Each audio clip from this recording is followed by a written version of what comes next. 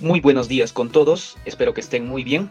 Nosotros, dentro del curso de Fisiología en Altura de la Universidad Andina del Cusco, manejaremos el tema referente al tratamiento de la policitemia y la trombosis en altura. Entonces, comencemos.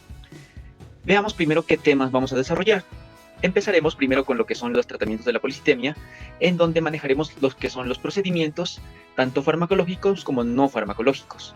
También manejaremos los temas de tratamiento de trombosis venosa profunda, tromboembolia pulmonar, coagulopatías, así como la policitemia vera y los riesgos de la trombosis. Y finalmente hablaremos un poco de la prevención. Entonces, empecemos con lo que es referente al tratamiento de la policitemia. Para ello tenemos un pequeño video, el cual nos puede resumir un poco acerca de este tema. Veámoslo entonces. El doctor le pedirá que se haga una flebotomía, o también llamada sangría. También le recetará medicamentos para evitar complicaciones de esta. Asimismo, le pedirá dejar de consumir gradualmente carnes rojas, como la carne de res, de cordero, porque estas aumentan el número de glóbulos rojos. Lo sé, las carnes rojas son parte de nuestra dieta, pero debemos hacerlo por el bien de nuestra salud y así evitar complicaciones. También parte del tratamiento es aprender ejercicios de respiración para mejorar el funcionamiento de los pulmones. Según los expertos, el mejor tratamiento para la eritrocitosis patológica de altura es que la persona con esta enfermedad se mude a vivir en un lugar con menos altitud, como vemos en las imágenes.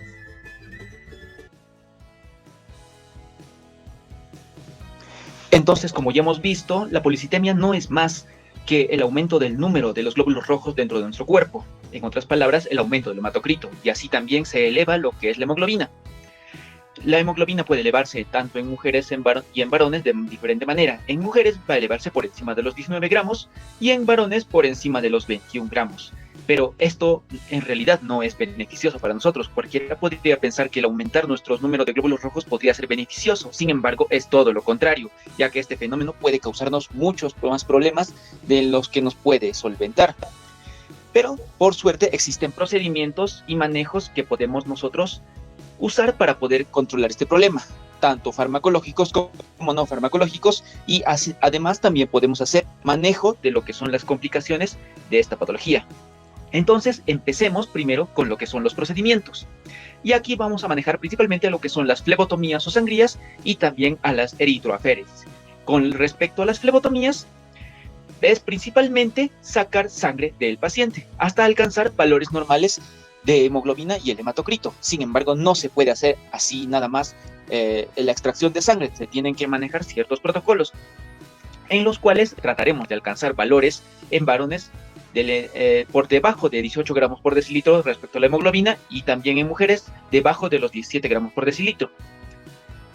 Tenemos que empezar viendo primeramente si nuestro paciente tiene la hemodinamia estable. Si es que es así, vamos a utilizar lo que son las sangrías de 450 ml.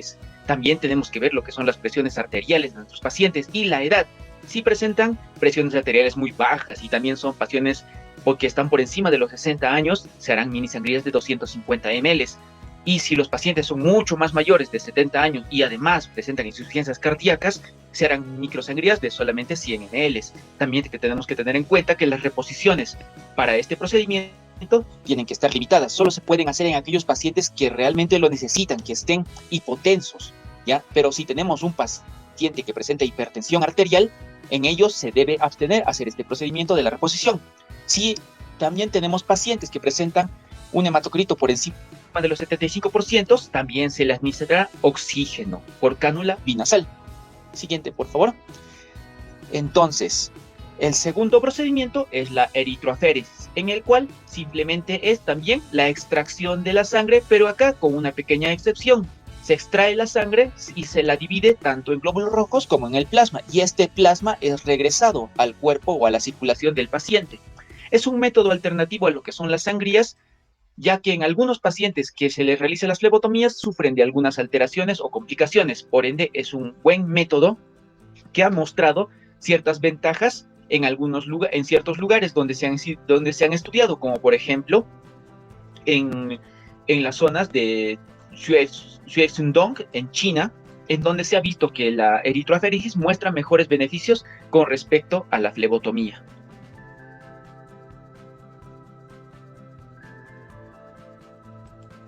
cuanto al tratamiento farmacológico, este se inicia después de la última flebotomía, durante un año como mínimo. Sin embargo, la medida más efectiva es el descenso de altura. Siguiente. Bien, entre los fármacos que se suelen utilizar está la acetazolamida.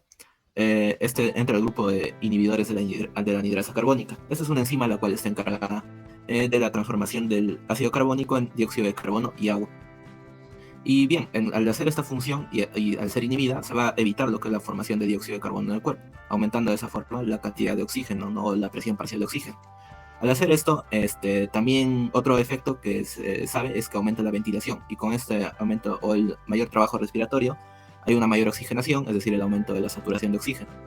Al aumentar la concentración en general del oxígeno, se va a producir una menor producción de eritropoyetina y con ello disminución también del hematocrito, ¿no? De la carga de glóbulos rojos, entre 6,7 a 7,1%.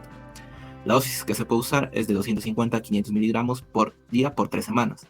Sin embargo, presenta algunos efectos adversos, como náuseas y vómitos, cefalea, malestar, debilidad, sabor metálico y anorexia. Siguiente. Otro fármaco que se puede utilizar es el acetato de medroxiprogesterona. Este pertenece al grupo de los progestágenos, ¿no? Es decir, su composición es similar a la hormona progesterona. En cuanto se sabe que una de sus funciones es que este estimula directamente el centro respiratorio. Con ello aumenta la ventilación y el aumento de la oxigenación por consiguiente, ¿no? Y se puede observar o detallar que va a haber un aumento de la saturación de oxígeno de un 52 a 60%, y por el mecanismo anteriormente explicado va a haber una menor producción de eritropoyetina en el riñón, ¿no? Y con ello la disminución del hematocrito. La dosis usual es de 30 a 60 miligramos por día por 10 semanas. Sin embargo, se sabe que al usarse también como método anticonceptivo, cumple la función de inhibir, ¿no?, las hormonas encargadas que usualmente influyen en el ciclo menstrual, como es la hormona luteinizante. Esta hormona luteinizante, el efecto en el hombre es que aumenta la testosterona. Sin embargo, como está encargado de inhibirla, ¿no?, se va a perder el líbido y también se puede connotar una disminución de esta hormona. Siguiente. Otra es la almitrina. La almitrina también es un estimulante respiratorio, por lo cual se suele utilizar en enfermedades como la enfermedad pulmonar obstructiva crónica.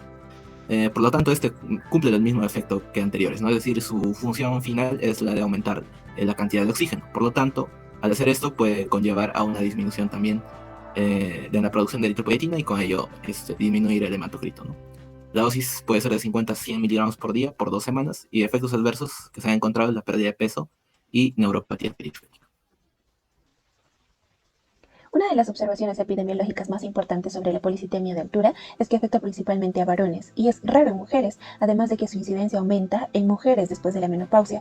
Este hecho demuestra que hay una influencia importante de las hormonas sexuales en la alteración de la manifestación de la enfermedad. Por ende, hablando específicamente del estrógeno, vamos a ver que esta previene la producción de glóbulos rojos en varias etapas eritroides, justamente esta producción inducida por hipoxia. Además puede alterar la expresión y la actividad posterior del GATA1, que es bastante importante en lo que es la transcripción eritropoyética. Ahora, en lo que respecta a las isoflavonas, que también son estrógenos pero naturales o fitoestrógenos derivados de la soya, estos también van a reducir el hematocrito en 4% y la concentración de hemoglobina en más de 1 gramo por decilitro. Esto también influye en el aumento significativo de la saturación de oxígeno y la disminución de la frecuencia cardíaca a una dosis de 20 miligramos 2 veces al día. Otro fármaco es la aspirina. La aspirina está recomendada para disminuir la frecuencia de eventos trombóticos, dado que la eritrocitosis conlleva un riesgo de trombosis, a una dosis de 100 miligramos vía oral al día.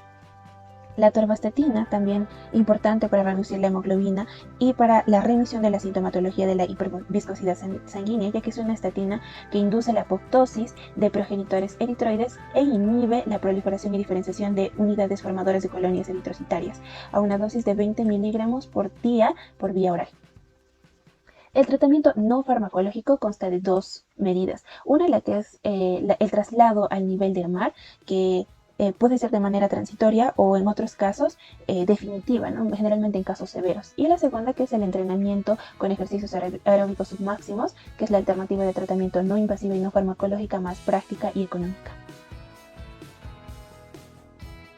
Continuando con la exposición, ahora vamos a hablar acerca del tratamiento de la trombosis. Se ha visto que en estudios recientes, en pacientes con policitemia, se encontró que la adhesividad de las plaquetas era elevada en los que residían permanentemente en zonas de gran altitud. Y bueno, a continuación vamos a ver un video que va a describir algunas de las opciones terapéuticas, ¿no? Siguiente. Las formas de evitarlo es por medio de anticoagulación, que puede requerir diferentes dosis, diferentes niveles y diferentes tratamientos.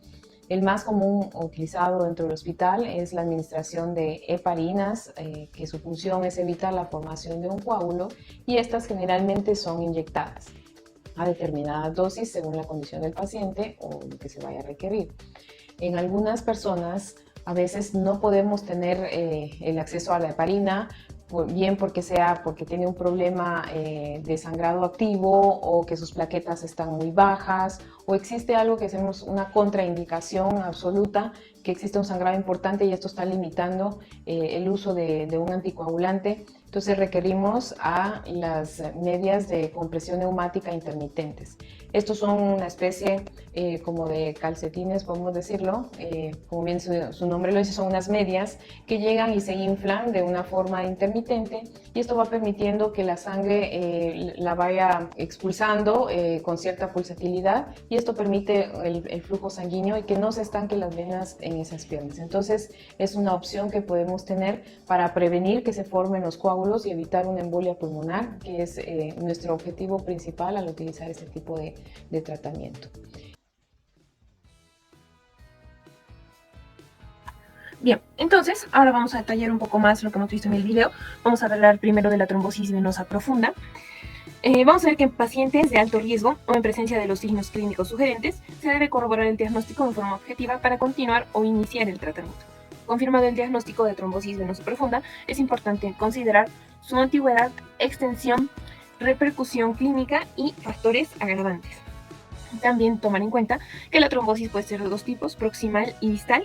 La proximal, que se da en las venas ilíacas o femorales, tiene más riesgo de complicarse a tromboembolismo pulmonar grave y genera mayor congestión de la extremidad, contrario a la trombosis distal, que se genera bajo la vena poplitea y genera menor congestión de la extremidad.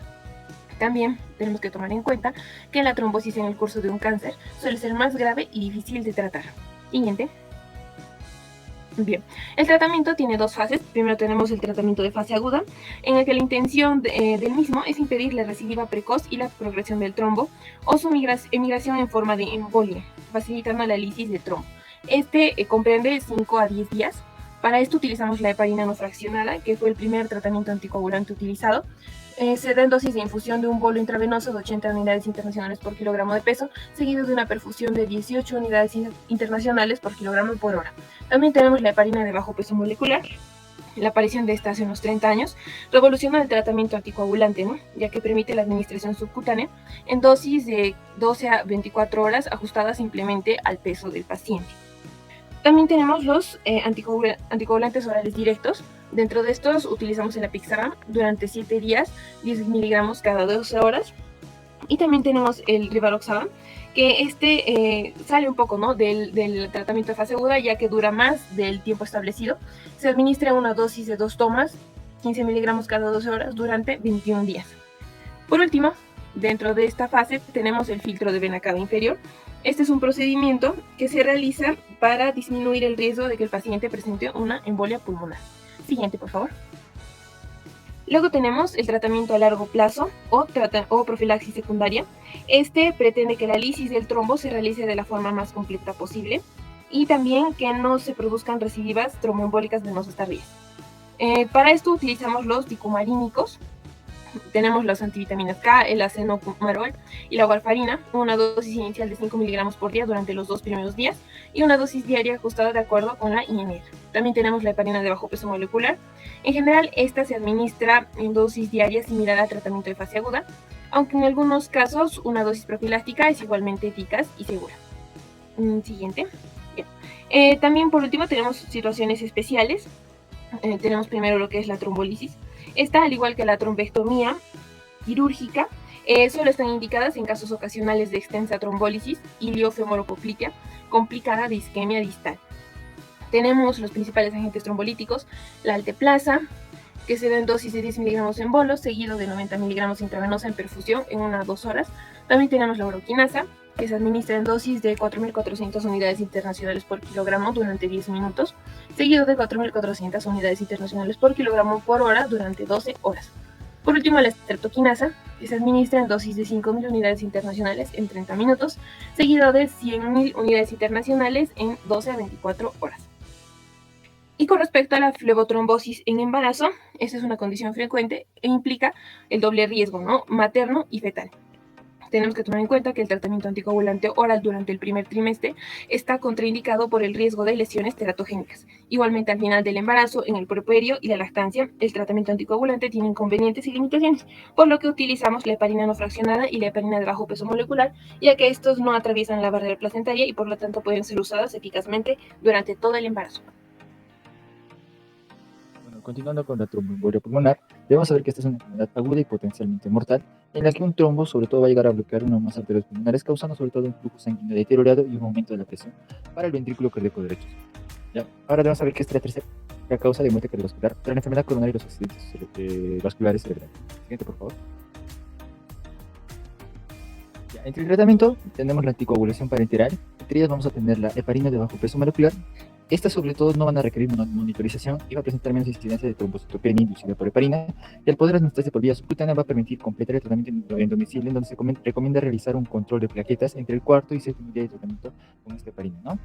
Entre ellas vamos a tener a la enoxaparina y el fondaparinux. En la enoxaparina su dosis va a ser de 1 miligramo por kilogramo y se va a administrar sobre todo si es que el paciente tiene una función renal. En el fondaparinux, este va a ser un inhibidor selectivo del factor 10A y va a constituir una alternativa a las heparinas de bajo peso molecular. Ya, su vida media va a ser de 15 a 20 horas y se debe administrar una vez al día. Una ventaja de este fármaco es que no se va a llegar a asociar a la trombocitopenia inducida por heparina y por tanto no va a ser necesario realizar un recuento plaquetario cuando se llegue a utilizar este fármaco. Ahora, en el otro caso de la heparina no fraccionada, se debe comenzar sobre todo con un bolo de 80 unidades internacionales por kilogramo.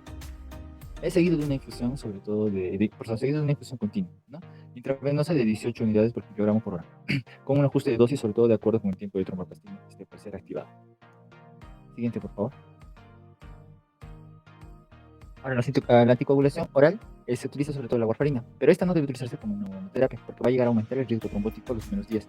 Así que ahora la dosis inicial en sí es de 5 miligramos al día, ajustando sobre todo la dosis según el margen de INR, ¿no? Ahora, la duración de la anticoagulación recomendada en un primer episodio es de al menos 3 meses. En caso de ser una recurrencia, sobre todo de tromboembolia pulmonar, se va a recomendar una anticoagulación extendida ya sea de 1 año o de por vida, dependiendo de cada caso. Siguiente. El tratamiento trombolítico, va a resolver sobre todo rápidamente la obstrucción tromboembólica, así como en la trombosis venosa profunda, y va a tener efectos beneficiosos en los parámetros hemodinámicos. ¿Ya? Ahora, la trombólisis sistémica, su mayor beneficio va a ser observar cuando su uso se va a iniciar en las primeras 48 horas desde la aparición de los síntomas. Ahora, en la tabla podemos observar los fármacos trombólíticos que se utilizan, ¿no? Como la RTPA, la streptocinasa y la urocinasa. Ahora, los filtros de vena cava inferior. Esto va a ser un filtro de la vena cava inferior, sobre todo va a ser un pequeño dispositivo que se va a colocar en dicha vena para evitar así que los coágulos se desplacen por la sangre hacia el interior de los pulmones. ¿Ya? También vemos que va a tener varios tipos, entre ellos, actualmente se van a existir 3, ¿no? Que va a ser permanentes, así como los temporales, y también los mixtos. ¿Ya? Ahora, las indicaciones en sí que se dan para este filtro de vena cava inferior se dan en caso de que el paciente presente hemorragia activa que va a impedir sobre todo el uso de anticoagulantes, así como también en caso de que hay una trombosis venosa recurrente, a pesar de que se dio una anticoagulación intensiva, ¿no? Siguiente, por favor. Y por último, el tratamiento endovascular. Ya, entre ellos vamos a tener la fragmentación de trombos, que va a consistir sobre todo en desorganizar el trombo. Se puede realizar de forma manual, con catéteres, ¿no? También tenemos la trombectomía reolítica, que va a ser un catéter que va a inyectar solución salina a presión, sobre todo a nivel del trombo, y va a generar remoción de fragmentos de trombos. También tenemos la embolectomía por succión, ya que como menciona, se va a succionar los trombos de esta manera, ¿no? Y también tenemos la trombólisis guiada por catéter y la embolectomía pulmonar, que se va a recomendar sobre todo el uso de esta embolectomía en aquellos pacientes con tromboembolia pulmonar de alto riesgo y riesgo intermedio alto. Y ya, ahora hablaremos de las coagulopatías, principalmente de las pruebas de coagulación y tratamiento. Se va a iniciar tan pronto como exista la sospecha clínica y se continúa después de la confirmación radiológica de la trombosis.